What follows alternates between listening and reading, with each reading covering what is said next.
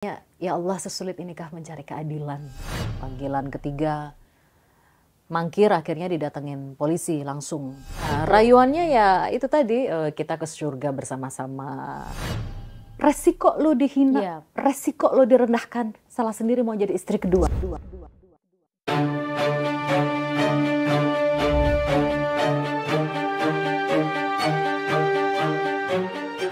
Sudah pernah hadir di eksklusif sebelumnya dan kali ini teman saya Zeda Salim.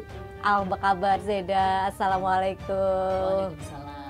Di kali ini Zeda datang lagi ke eksklusif kan akan mengupdate informasi atau kabar terkini dari kasusnya bersama suaminya yang masih sedikit alot. Dan kali ini Zeda ditemani oleh Gus Rofik. Terima kasih yang jauh dari Ciamis. Wah, luar biasa. Ini memberi dukungan buat Zeda yang lagi berjuang untuk mendapatkan sebutlah keadilan seorang istri. Zeda kali ini agak sedikit tenang lah ya, dan pasti harus lebih kuat dari sebelumnya. Gimana nih perkembangan dari kasusnya yang sudah beberapa bulan ini bergulir sampai hari ini? Perkembangannya seperti apa? Ya, alhamdulillah ya. Pasca pelaporan di kepolisian Agustus kemarin, sekarang sudah naik ke proses penyelidikan yang insya Allah nanti akan menuju ke penyidikan ya, insya Allah dengan pertolongan Allah. Ya sudah diperiksa, saya pribadi sudah diperiksa oleh penyidik, informasinya terlapor, Habib Aja juga sudah diperiksa oleh penyidik. Beberapa saksi-saksi orang tua, security perumahan, RT, ya sudah diperiksa Semuanya semua. sudah diperiksa. Dan sekarang dalam proses visum ya. Proses visum ini kan berbeda dengan visum fisik. Kalau visum fisik itu paling cuma diperiksa, difoto, lebam-lebam gitu mungkin ya. Kalau visum psikiatrum atau visum psikiater itu melelahkan ya, karena harus mengorek lagi ya, semua mengorek yang sudah lagi pernah terjadi. hal-hal yang menyakitkan. Kemudian saya harus disuruh menjawab 500 pertanyaan kurang lebih Dalam waktu? Ya hari itu juga, detik itu juga ya, visum psikiatrum itu sebenarnya lebih menyakitkan buat saya daripada visum fisik ya, dan nggak sehari terus selesai seperti visum fisik, tapi membutuhkan beberapa hari. Dan mau nggak mau dipaksa untuk membuka kembali semua luka yang mungkin dalam beberapa waktu sudah pelan-pelan dikuat-kuatkan lah istilahnya, tapi sekarang harus dibuka lagi demi kebutuhan ini. Iya, itu proses yang sulit ya, visum itu ya, karena harus dikorek-korek lagi apa yang hal-hal yang menyakitkan, kemudian ya bagaimana kronologis sampai ke psikiater, dirawat di rumah sakit kejiwaan. Wah itu harus diceritakan lagi. Itu mengulang energi yang seharusnya memang tapi tidak ingin diulang ya. Saya sampai kadang bertanya, ya Allah sesulit inikah mencari keadilan. Kembali lagi soal tadi pemeriksaan terhadap beliau, boleh cerita nggak bagaimana proses akhirnya berhasil diperiksa? Konon katanya sempat nggak datang atau bagaimana nih, akhirnya dia berhasil diperiksa dengan aturan yang memang harusnya dia memang datang gitu loh. Panggilan pertama mangkir, tidak memenuhi panggilan. Panggilan kedua mangkir juga. Panggilan ketiga mangkir akhirnya didatengin polisi langsung. 3 kali mangkir kemudian didatengin polisi di pondok pesantrennya, di rumahnya. Didatengin tim kepolisian langsung untuk diminta hadir. Ya alhamdulillah sudah diperiksa sepertinya. Oke, sudah diperiksa? Sudah. Tapi mangkir 3 kali itu alasannya kalau boleh, atau Zeda tahu yang... Nggak tahu saya ya. Tapi kalau saya dapat informasi dari tetangga muridnya sih katanya ada yang bilang jalan ke luar negeri. Ya macam-macam lah alasannya. Tapi dari pihak kepolisian pun tidak mencari tahu penyebab mangkir kemarin, sempat pihak kepolisian sih bilangnya alasannya nggak tahu, nggak dapat surat. Tapi ya nggak mungkin lah orang keluarganya tahu. Murid-muridnya pada DM saya semua, lagi jalan-jalan Mbak Zeda ke luar negeri segala macam. Ya sudahlah. Oh, oke. Seharusnya gentle ya. Iya.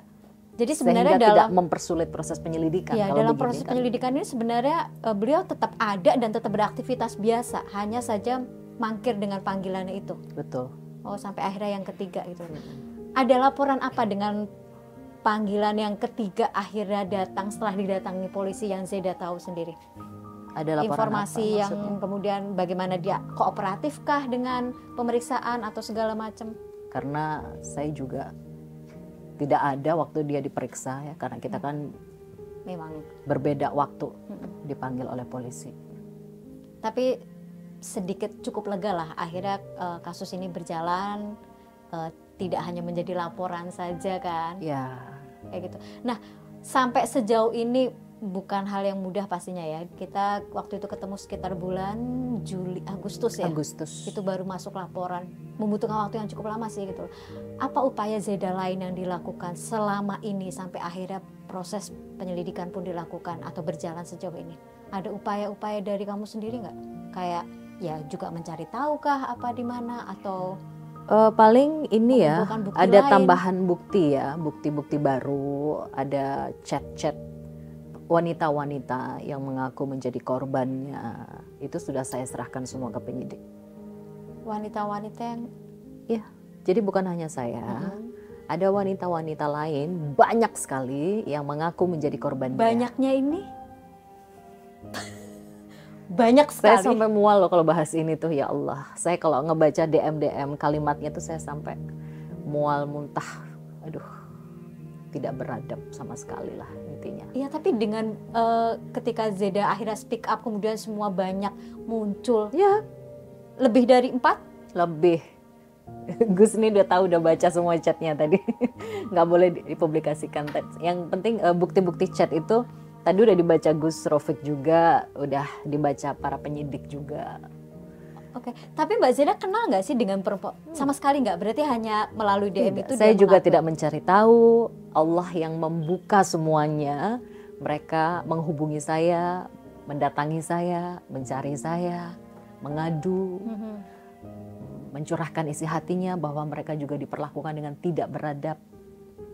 11-12 dengan saya, seperti yang Artinya alami. dengan kekerasan yang Mbak Zeda alami juga. Ya, ada yang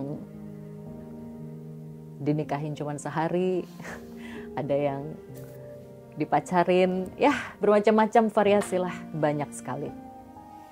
Kalau Zeda sendiri sampai hari ini sudah diceraikan secara baikkah seperti yang beberapa waktu lalu sempat disampaikan? Itu adalah Intinya keinginan. sampai detik ini saya belum diceraikan sesuai syariat, sesuai perintah Allah dan Rasulullah.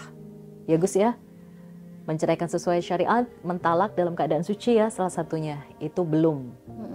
Makanya saya selalu, terakhir kan saya mendatangi pondok pesantrennya untuk meminta agar saya diceraikan Iya. di atas materai sesuai perintah Habib Rizik Syihab Habib Rizik yang memediasi masalah rumah tangga kami. Itu bukan tuntutan saya ya, itu tuntutan seorang ulama gitu. Tapi itu tidak dilakukan. Gitu. sampai hari ini. Tidak. Jadi ini Zeda menuntut keadilan atas kekerasan yang dialaminya, tapi juga menuntut perceraian Ya, secara saya minta baik. diceraikan sesuai syariat. Ditalak dalam keadaan suci, dipulangkan baik-baik ke orang tua saya. Cuma itu, udah. Tapi itu tidak juga dilakukan. Oke, Gus, sebelum aku takut Mbak Zeda nangis lagi nih, karena akan mengorek lagi nih.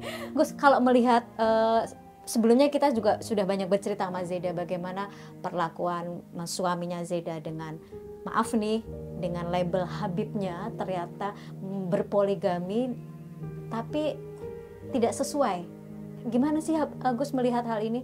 Mungkin sebagai dalam sisi agama lah, perspektif Islamnya seperti apa nih?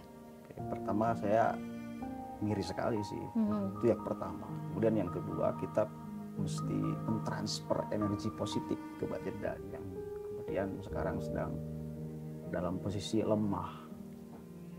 Jadi menurut saya seluruh orang Indonesia harus melihat ini dan mentransferkan energi positif supaya lebih kuat dan mendapatkan keadilan.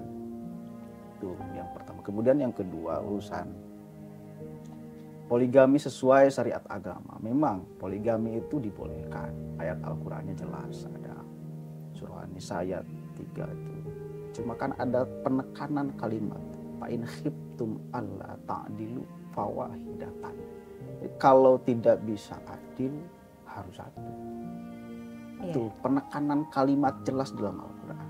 Masna waswasa waruba, boleh 1, 2, 3. Jadi ada di dalam syariat agama itu poligami ada. Cuma syaratnya penekanannya satu,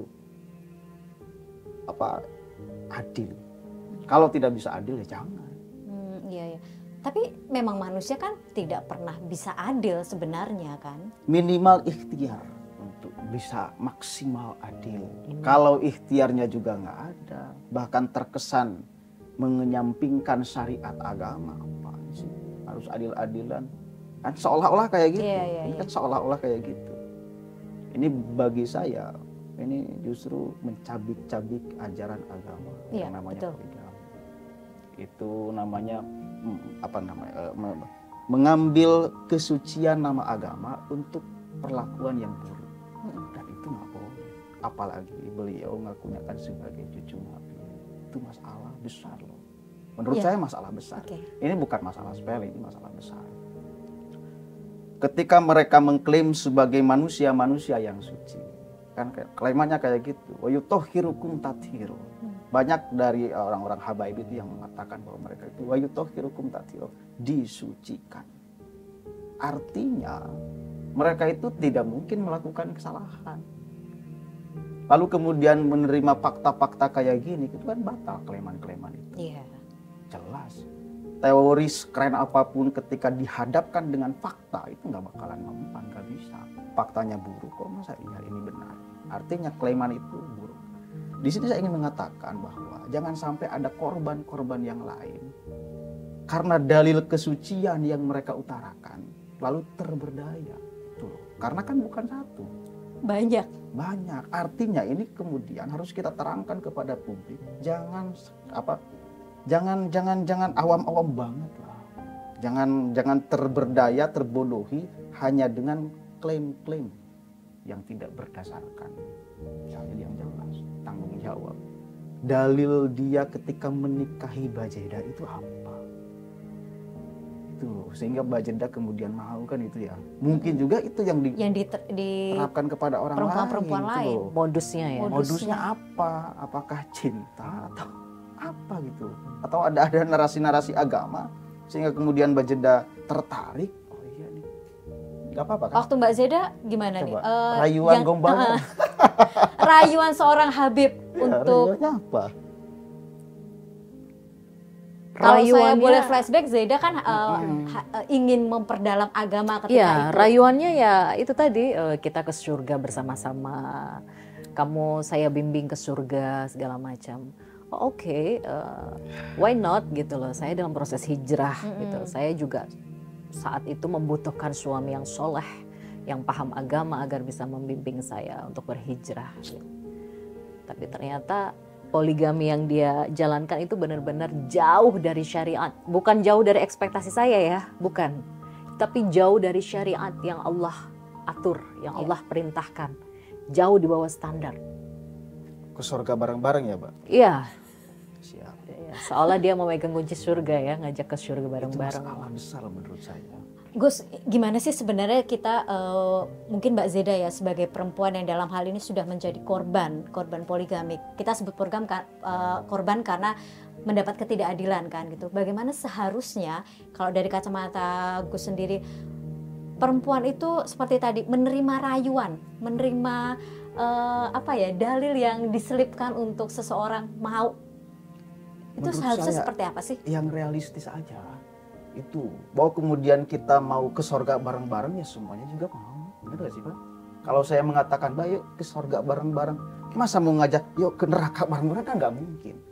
Artinya dalil surga ini jangan dijadikan sebagai dalil untuk hanya merayu lalu kemudian disimpangkan di tengah jalan. Dan itu yang terjadi sebenarnya. Itu yang terjadi. Mungkin niat awalnya nggak tahu kan, kita nggak tahu niat masing-masing. Mbak Jeda mungkin inginnya benar-benar ke surga bareng-bareng. Nah itu otaknya di dalam kepalanya apa ketika Mbak Jeda ayo ke surga bareng-bareng, ini ayo ke mana bareng-bareng kan nggak tahu kita. Lalu kemudian proses di jalannya seperti ini berarti bukan ke surga bareng-bareng memang di awalnya. Kalau dia kan itu ya, jangankan Habib yang muslim, bukankan muslim, manusia mengucapkan seperti itu buruk sekali Pak. Gak bisa menurut saya, itu menghinakan perempuan, itu menghina banget perempuan. Jangankan cucu Nabi, seorang muslim, apalagi seorang muslim, seorang manusia, kita dalilnya manusia, bukan berbicara Islam, bukan berbicara tentang turunan Nabi, berbicara manusia yang melakukan komunikasi seperti itu menghina menurut saya. Saya lihat tuh, ngeri banget. Koreksi kalau saya salah ya Gus, ketika Nabi berpoligami ada tujuan yang mulia lah. Dan maaf nih kalau manusia berpoligami milih yang lebih cantik, yang lebih muda. Apa tanggapan Gus dengan ini? Minimal secara syariat, secara kasat mata lah yang benar. Yang mencarikan istri kedua itu istri pertama. Minimal yang pertama. Artinya keikhlasannya udah benar-benar mantap nih. Yang mencarinya bukan suaminya, tapi istri yang pertama. Bukan semata-mata ingin menikah, apalagi nafsu ya. Iya. Tapi kan biasanya ya dalam sering terjadi publik dunia, di dunia ini biasanya kan istri kedua, ketiga, keempat itu kan lebih nggak banyak boleh banyak nuntut lah. Dicemooh Iya, seolah-olah nih ya. Istri kedua, ketiga, keempat itu hanya seonggok daging yang tidak boleh merasakan sakit, seolah pantas direndahkan, seolah pantas untuk dihinakan, seolah tidak boleh menuntut keadilan, seolah dia bukan manusia yang memiliki perasaan. Pokoknya nggak boleh nuntut, nggak boleh merasakan sakit. Gimana sih Gus sebenarnya dalam Islam tuh? Nah, itu masalahnya kenapa sebenarnya. Sebenarnya dalam Islam gimana Gus memperlakukan tapi kan bukan keadilan soal kenapa gitu. mau atau tidak mau kan, dalam hal ini Mbak Zeda sendiri kan tidak pernah berpikir bahwa akhirnya akan seperti ini. Yang diimpikan adalah rumah tangga yang benar-benar. Ini persoalan penyelewengan dalil, penyelewengan kesucian. Itu masalahnya di sana. Kalau kemudian manusia siapapun aja, mau itu ustadz kayak atau siapapun aja melakukan poligami, lalu sesuai dengan syariat, dengan niat di awalnya juga ingin menerapkan bagian daripada syariat, dia akan jalan baik-baik. Tapi haknya itu harus sama atau memang istri pertama harus lebih banyak, lebih berkuasa? Sama, mestinya sama, punya hak yang sama. Itu perlu disampaikan nggak sih ketika hak yang sama itu disampaikan di awal pernikahan misalnya? Meskipun tidak ada hitam di atas putih ya, minimal ada janji lah yang kemudian. Itu kan sudah perintah Allah ya Gus udah ya? Jelas. Di Al-Quran sudah jelas. Berarti ini ya Gus, sudah jelas dalam perintah agama dan dia menjadi Habib, tapi ternyata banyak sekali yang justru diperlakukan tidak adil. Dilanggar dan perlakuan yang tidak adil.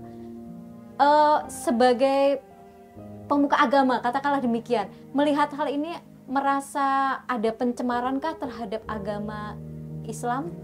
Oke, menurut saya ini bagian, termasuk ya bagian daripada pencemaran nama baik agama.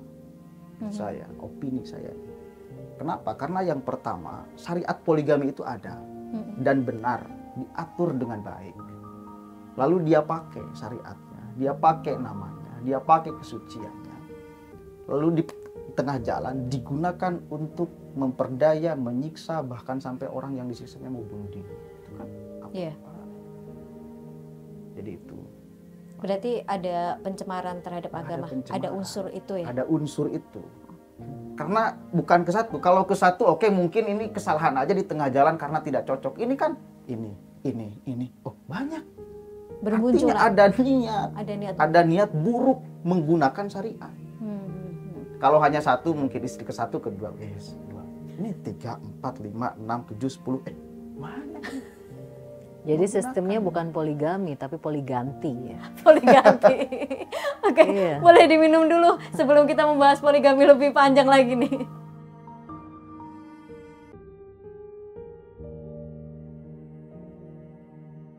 Gus menyinggung tadi soal syariat poligami. Ini kayaknya penting juga buat perempuan-perempuan yang mungkin berniat mau dipoligami atau memang sudah dipoligami supaya nggak ada simpang siur nih. Oke, jadi sebetulnya menggiurkan sekali urusan poligami ini karena janjinya surga, Ini menggiurkan buat siapa nih? Menggiurkan buat orang yang tanpa berpikir ulang. Oke lah, yang penting masuk surga kita di poligami aja. Tanpa menghitung apakah si laki-lakinya mampu adil atau tidak, kitanya benar-benar ikhlas atau tidak. Itu mestinya menjadi variabel pertama sebelum kita mau masuk ke ruang poligami. Jadi bukan surganya dulu, tapi kitanya siap atau tidak. Itu karena kalau kemudian kita tidak siap lalu mengharapkan surga, enggak dong. Harus ada keikhlasan kok, harus ada kepasrahan. Jadi itu dulu yang harus kemudian kita pertimbangkan, variabelnya itu dulu. Harusnya kepada para wanita, silahkan mau poligami segala macam, silahkan membolehkan suaminya poligami, yang penting sudah siap atau tidak. Itu dulu. Kalau sudah siap, baru kita ke jenjang yang lain, surga. Ini siapkan seharusnya dari kedua belah pihak, baik istri pertama atau suami. Nah, kita sebutlah dari pihak laki-lakinya nih, ketika dia siap berpoligami, niatnya mungkin siap, yang tadi Gus bilang adalah surga. Itu sebabnya kenapa kemudian perempuan mau dipoligami. Tapi bagaimana memahami kata siap dalam prosesnya, dalam awal istilahnya meminang perempuan untuk menjadi istri kedua dan seterusnya. Ini memahami konsep siap atas dirinya sebagai kaum laki-laki untuk berpoligami itu batasannya gimana sih Gus sebenarnya? Sebetulnya itu yang bisa menjawab adalah orang yang mau melakukan poligami. Apakah ini artinya ketika rule-nya itu kayak kebaca kan, seperti yang tadi Mbak Zeda bilang bahwa dijanjikan di awalnya surga, di tengah ternyata melakukan hal yang sama. Lah maka itu ketika orang misalnya gini, malah dapat neraka bukan surga. Saya pede, saya bisa melakukan poligami. Saya siap, saya bisa membagi dengan adil misal gitu. Lalu saya mencari perempuan atau kemudian ada perempuan yang mau. Nah perempuan itu harus mikir benar nggak dia itu siap. Itu mestinya kemudian ada akal yang difungsikan untuk berpikir gitu. Jangan lantas percaya ya, mending surga aja, terus gampang lah masuk langsung surga. Apa susahnya sih? Nah itu masalah. Kenapa? Karena gitu loh, agama itu tidak jauh dengan akal. Agama itu diturunkan untuk orang-orang yang berakal. Artinya agama itu tidak jauh dengan akal. Jangan melupakan akal. Ini pemberian anugerah Allah yang maha dahsyat. Ketika kemudian orang, yuk poligami, fungsikan akal kita. Benar gak? Jangan lantas percaya. Ini masalah. Apalagi kan memang susah sih di Indonesia ini kulturnya, apalagi yang ngomong itu sebagai seorang, apalagi pimpinan pondok pesantren, apalagi yang katakanlah habaib. Yang citra di Indonesia itu kan kuatnya luar biasa sebagai cucu Nabi, dan memang status sosialnya kita tidak bisa pungkiri, kita hormat. Gitu. Kadang saya juga miris ya, mungkin Gus bisa memberikan edukasi ke masyarakat luas. Kadangkala banyak sekali, bukan hanya, ini bukan berkaca dari saya saja ya. Kadang di luar banyak loh yang mengadu DM ke saya sebagai istri kedua, ketiga, keempat, ke-1 juga ada. Dizolimi, dihinakan, direndahkan begitu. Ya aja ini. Bukan, ya ada termasuk ini juga, dan juga ada yang lain gitu. Mereka tuh kebanyakan Habib juga. Ya, mereka kebanyakan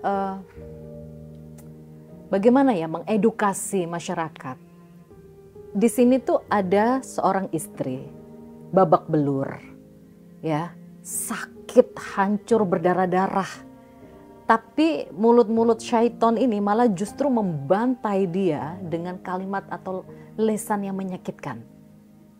Yaitu, resiko lo dihina, resiko lo direndahkan, salah sendiri mau jadi istri kedua. Itu miris gitu loh. Seolah-olah itu menjadi kesalahan atas pilihan yang dilakukan. Iya, padahal kalau kita berkaca di zaman Rasulullah, istri kedua Rasulullah, Bunda Saudah, ya betul Gus ya, dimuliakan oleh Allah sampai detik ini. Istri ketiga Rasulullah, Bunda Aisyah, dimuliakan Allah sampai detik ini. Bunda Siti Hajar, istri kedua Nabi Ibrahim, dimuliakan oleh Allah. Kalau ada yang bilang itu kan istri Nabi, justru mereka ini adalah panutan ya Gus ya. Rasulullah memperlakukan istri kedua, ketiga, keempat dengan hak yang sama seperti yang Gus bilang gitu. Jadi mungkin bisa memberikan edukasi nih Gus ke netizen. Kasihan gitu, bukan hanya saya ya, tapi banyak sekali di luar sana. wanita-wanita yang mengadu, Mbak, saya merasa terhinakan karena saya istri kedua, ketiga, keempat. Kasihan gitu, padahal dalam Islam tidak ada mendiskreditkan istri kedua, ketiga, keempat. Allah memerintahkan jelas memperlakukan secara adil gitu, Gus ya. Mungkin bisa diberikan edukasi tuh, Ya, Gus. artinya fakta bahwa dibolehkan secara syariat itu ada, iya, itu fakta. Kita harus memahami itu. Kita harus memahami fakta itu. Lalu kemudian orang mau masuk ke dalam fakta itu, ya silahkan, dibolehkan. Apa salahnya, apa susahnya? Itu aja. Lalu kemudian netizen, biasalah netizen kayak gitu. Gus, kalau tadi kita bicara soal kesiapan dari kaum laki-lakinya dengan untuk pilihan berpoligami, kemudian ketika kaum perempuannya juga bersedia di poligami. Kalau boleh aku sedikit mengutip kalimat Zeda beberapa waktu lalu, kalimatnya adalah, perempuan mana sih yang mau berbagi ranjang? Apa tanggapan Gus dengan kalimat itu dikaitkan dengan logika kita ketika menerima ikhlas di poligami? Gimana nih, Gus? Wanita mana yang mau berbagi ranjang? Nggak ada satupun, ya nggak ada. Nggak ada ya. Kalau ditanya jujur, mana mau gitu. Tapi karena ya takdir orang kan berbeda-beda ya, Gus ya. Bingung. Dari Gus gimana tanggapannya melihat Enggak, ini? Mana ada wanita di pisah ranjang ya. Mau berbagi ranjang. Mau berbagi ranjang. Repot, saya bukan wanita, Pak. Tanya harus ke wanita. Ini maksudnya dalam hal kesiapan yang tadi disinggung secara Maksudnya, syariat Islamnya, Gus. Iya, maksudnya Bukan begini, melihat Gus. bahwa kita sebagai perempuan atau Gus sebagai laki-laki, enggak, dalam perspektif agamanya kesiapan dari kedua belah pihak lah, sebut seperti itu. Iya. Untuk mencapai yang katanya tadi adil dan surga yang sama-sama kita tuju.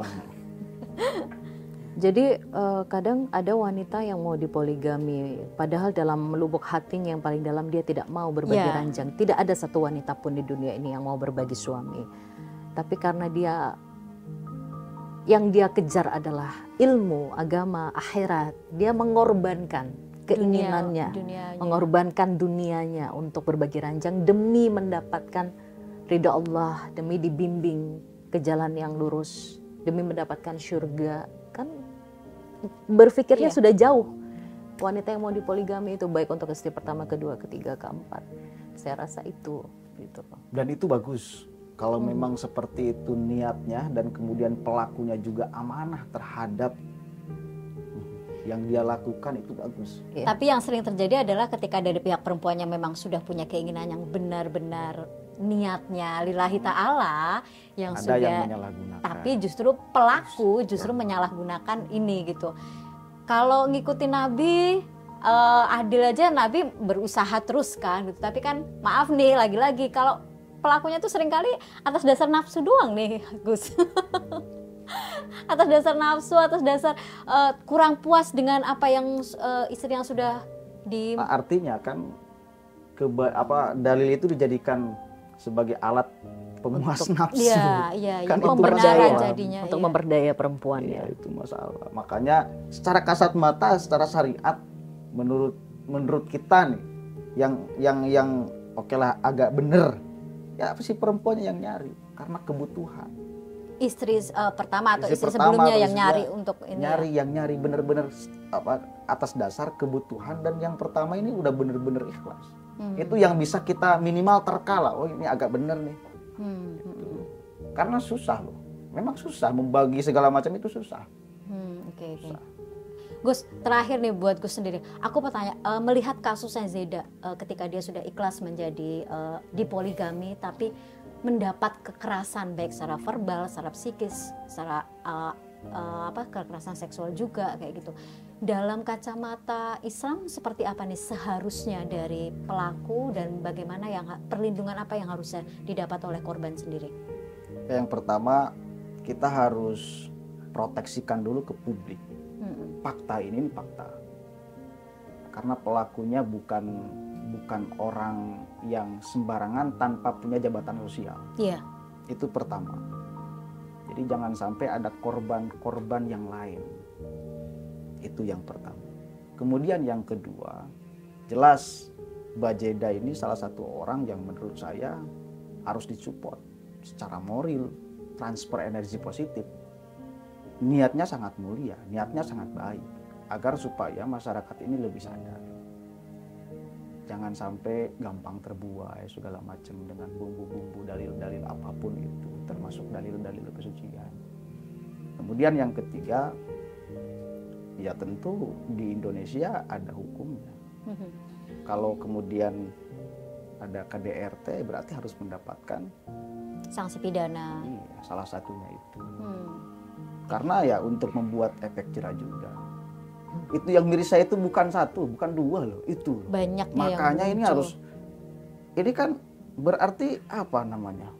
Ya mungkin sudah menjadi hobi, bahaya nggak sih? Habit ya. Habit yang Habitnya kayak dia. gini bahaya banget. Padahal dia menurut punya saya. gelar yang seharusnya dihormatin. Iya. Karena dia dianggap punya nilai agama yang lebih. Harusnya membimbing orang agar Iya. selamat di dunia wal akhirah. Ini malah menjadi enggak pada akhirnya kan. Meskipun niatnya tadi membawa ke surga ya. Zeda, terakhir buat Zeda nih, proses dari awal kasus sampai detik ini pasti nggak gampang. Kamu pernah dibilang sakit jiwa, kemudian pokoknya berbagai kesulitan apapun yang kamu hadapin. Apa aja nih, dan sampai sejauh ini kamu akhirnya mungkin bisa melewati dan terbukti bahwa laporan diterima dan masuk ke penyidikan. Boleh sedikit Iya. Intinya di sini saya mau menyampaikan kebesaran-kebesaran Allah ya. Yang pertama, dia sempat menyembunyikan saya sebagai istri, tidak mengakui saya sebagai istri. Tapi Allah akhirnya membuat dunia mengakui saya sebagai istri. Silahkan Mbak Nonon searching di Google, siapa nama suami Zeda Salim? Keluar nama Habib Aji. Siapa nama istri Habib Aji? Keluar nama saya. Bukan nama istri pertamanya atau istri-istrinya yang lain, nama saya. Bukankah itu keadilan, kebesaran Allah? Dia tidak mengakui saya, dia menyembunyikan saya, tapi Allah membuka status saya di mata dunia. Internet kan bisa dibuka oleh satu dunia. Ya. Dia dengan istrinya yang lain sempat menertawakan luka saya pada saat saya berkata, kamu sudah melakukan kekerasan psikis terhadap saya. Dia justru nyengir, ngetawain saya, mengejek saya dengan tawanya. Tapi akhirnya apa yang terjadi?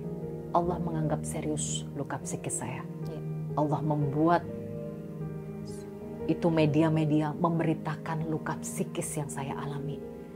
Jadi sesuatu yang dia jadikan bahan candaan, tertawaan, Allah jadikan itu serius. Itu yang kedua.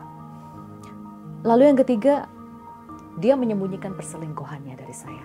Tapi Allah membuka semua perselingkuhannya. Tanpa saya mencari, tanpa saya meminta, semuanya datang berbondong-bondong mengaku sebagai korbannya.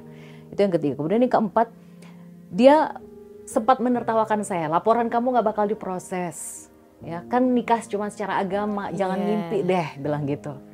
Dia lupa kalau saya punya Allah. Buktinya sekarang Allah sudah membukakan hati bapak-bapak kepolisian untuk memproses, sudah naik ke penyelidikan. Bahkan dia sampai didatengin oleh tim polisi pondok pesantrennya. Bukankah itu kuasa Allah begitu? Sesuatu yang dia tertawakan.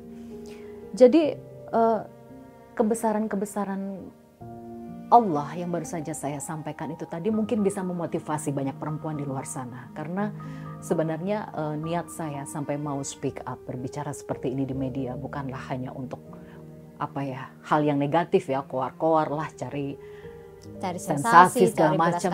No, buat apa saya membuang energi hanya untuk mencari sensasi? Saya di sini ingin memberikan contoh kepada perempuan di luar sana yang mengalami kekerasan, terutama kekerasan psikis yang tidak terlihat. Rata-rata mereka takut bersuara karena tidak memiliki bukti, karena sakitnya tidak terlihat. Mereka kebanyakan takut untuk bersuara. Jadi saya memotivasi kaum perempuan di luar sana, mau Anda istri pertama, istri kedua, ketiga, keempat, jika Anda mengalami kekerasan, terutama kekerasan psikis, jangan takut untuk bersuara. Upayanya nggak sia-sia. Alhamdulillah. Mungkin tidak butuh sia-sia. waktu, ya pasti, tapi pada akhirnya prosesnya diterima, masuk ke penyidikan, berarti meskipun jalannya mungkin masih panjang ya Zed ya, tapi kita semua tetap berharap bahwa ada titik terang lah yang mungkin step by step terus-terusan dibuka. Yang pasti kita semua berharap bahwa upaya Zeda tidak berhenti sampai di sini dan mungkin juga menjadi inspirasi banyak perempuan-perempuan lain yang belum berani untuk speak up, ayo speak up atas nama perempuan yang tersakiti, apalagi dianggap tidak mampu untuk mencari keadilan gitu. Oke, Zeda dan Gus, terima kasih sudah datang, terima kasih sudah berbagi cerita. Hari ini nggak nangis ya, Zeda sudah sedikit lebih kuat karena yang sebelumnya dia nangis terus. Udah nangis di press conference tadi. Oke, thank you Udah sudah habis datang air di matanya. Eksklusif. Wassalamualaikum. Waalaikumsalam.